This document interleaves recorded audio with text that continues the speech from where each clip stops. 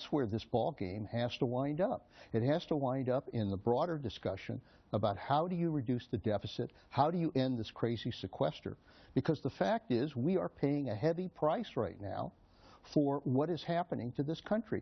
America is being weakened, and that's the last thing that ought to happen.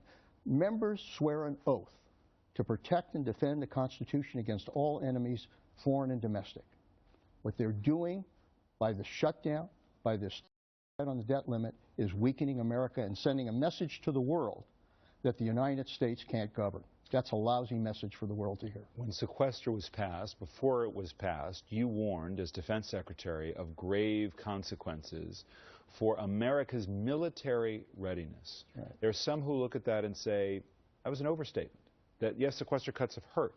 But as you sit here now, out of office, out of your job as Defense Secretary, do you believe America is critically unprepared for a national security threat that can be met? I think our readiness has been badly damaged. We've got 12 combat squadrons that have been grounded. Half of the Air Force is not combat ready. We've got ships that are not being deployed. We've got training rotations that have been canceled.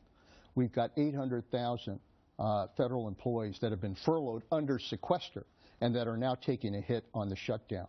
All of this is impacting on our readiness and our ability to be able to handle a major crisis outside of Afghanistan. The President just launched 2 special operations here to fight terrorists. If that's the #1 goal, he seems to have been quite capable of launching that in this past week. Look, the SEALs and their operations and our ability to use special forces in these kinds of attacks, yes.